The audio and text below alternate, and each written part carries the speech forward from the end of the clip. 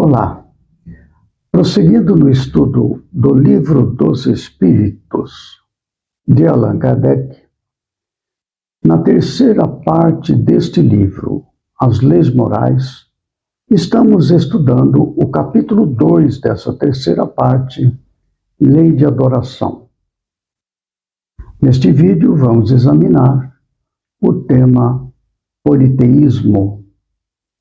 Allan Kardec apresenta duas perguntas e as respostas que os espíritos deram sobre este assunto politeísmo.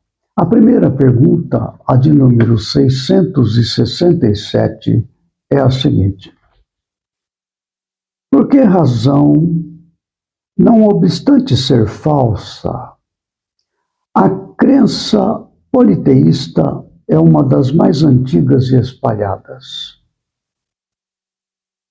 E a resposta: a concepção de um Deus único não poderia existir no homem senão como resultado do desenvolvimento de suas ideias.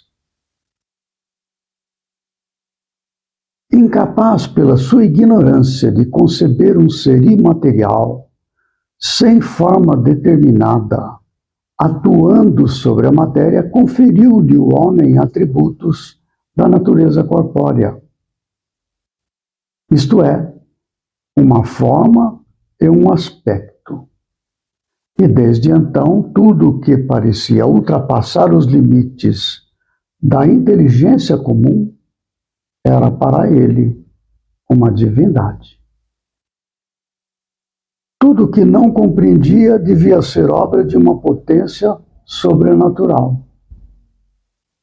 Daí a crer em tantas potências distintas quanto os efeitos que se observava, não havia mais que um passo. Em todos os tempos, porém, houve homens instruídos que compreenderam ser impossível a existência desses poderes múltiplos a governarem o mundo, sem uma direção superior, e que, em consequência, se elevaram à concepção de um Deus único. É interessante a análise que os espíritos fazem a respeito deste processo de concepção de Deus. Deus como múltipla manifestação, politeísmo, né? Como resultado de uma crença em tudo aquilo que não compreendiam. Então haviam vários deuses, mas com o desenvolvimento da inteligência e a observação mais atenta dos processos que coordenam a vida no planeta, não havia outra alternativa senão entender que teria que necessariamente haver uma potência única a coordenar todos os movimentos de vida em toda parte. Então está relacionado claramente ao desenvolvimento da inteligência, da razão e do sentimento. Com este desenvolvimento, desenvolve-se naturalmente a espiritualidade das criaturas humanas, afastando-se do predomínio do instinto, da animalidade, para o predomínio das virtudes divinas, que são as virtudes do espírito, nós como espírito. A segunda pergunta que Allan Kardec faz aos espíritos sobre o tema, a de número 668, é a seguinte: tendo-se produzido em todos os tempos e sendo conhecidos desde as primeiras idades do mundo, não haverão os fenômenos espíritas contribuído para a difusão da crença na pluralidade dos deuses?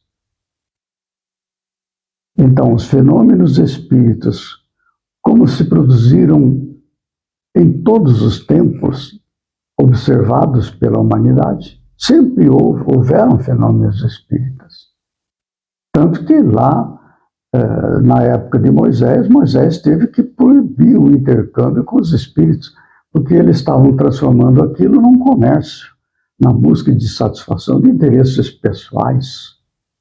Allan Kardec, o Moisés realmente proibiu aquilo, porque não estava sendo nada além da manifestação de interesses materiais, afastando-se da ideia do Deus único, não é? Ele não proibiu a mediunidade, nem tinha como proibir, isso é um fenômeno natural, faz parte da estrutura da criatura humana. E nem ele proibiu a existência dos espíritos, que não era da sua alçada. O que ele proibiu foi aquele tipo de intercâmbio. Não é? Vamos parar com isso aqui. Muito bem. Então veja que desde os primórdios, quando se lançou a ideia do Deus único, para que fosse uma diretriz para o pensamento e a concepção humana, já tinha esta questão de convívio com os espíritos. Então, a resposta dada pelos espíritos para esta pergunta, os fenômenos espíritas tendo sido produzidos em todos os tempos, não influenciou na ideia do politeísmo? Resposta: sem dúvida. Porquanto, chamando Deus a tudo que era sobre-humano, os homens tinham por deuses os espíritos. Daí veio o quê? Quando um homem, pelas suas ações, pelo seu gênio, ou por um poder oculto que o vulgo não lograva compreender, se distinguia dos demais, faziam dele um Deus. E por sua morte, lhe rendiam culto. Então, nós podemos pensar em Jesus, né? Que trouxe atuação sobre a matéria, sobre as doenças, sobre tudo, com conhecimento extraordinário, lhe atribuíram o entendimento de que Jesus em si, ele era o Deus, ele era o próprio Deus. Embora ele tenha dito eu e o Pai somos um, quer dizer que ele, como personalidade, estava em perfeita comunhão com Deus segundo a percepção dele como Espírito. Ele como Espírito, o Filho de Deus, e ele como homem, ser encarnado, o Filho do Homem. Essas duas manifestações estavam perfeitamente em consonância. Eu e meu Pai somos um, não é? Mas ele não foi o Criador, a sabedoria suprema, causa primária de todas as coisas. Não. Ele é um filho de Deus. Ele mesmo dizia, filho de Deus. Allan Kardec faz um comentário, e eu vou destacar aqui alguns itens deste comentário. Se estudarmos atentamente os diversos atributos das divindades pagãs, reconheceremos, sem esforços, todos os de que vemos dotados os espíritos nos diferentes graus da escala espírita. O estado físico em que se encontram nos mundos superiores, todas as propriedades do perispírito e os papéis que desempenham nas coisas da Terra. A correlação que Allan Kardec faz com a escala espírita, classificando as categorias evolutivas dos espíritos, nós vamos encontrar isso no Livro dos Espíritos, na pergunta número 100 e seguintes, uma extensa escala espírita detalhando as características dos espíritos de cada uma daquelas categorias. Então, como havia esse intercâmbio com os espíritos, que estes eram considerados deuses, nada mais natural que considerassem cada tipo de manifestação de espírito, segundo a sua evolução, como um Deus diferente do outro. Interessante. E Allan Kardec conclui os seus comentários da seguinte maneira: enquanto para a religião essas manifestações espíritas, né, eram fenômenos miraculosos, para os incrédulos sempre foram embustes.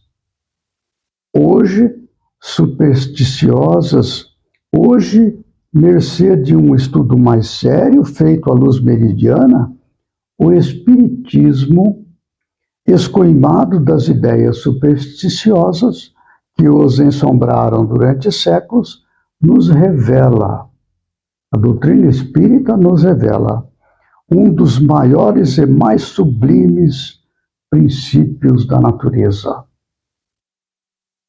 Então, as manifestações espíritas, um dos maiores e mais sublimes princípios da natureza. Aí está algumas anotações, alguns comentários a respeito do tema politeísmo, onde nos traz a ideia do Deus único como caminho natural do politeísmo para o monoteísmo e a presença dos espíritos, através da mediunidade, em todo o andamento desses processos.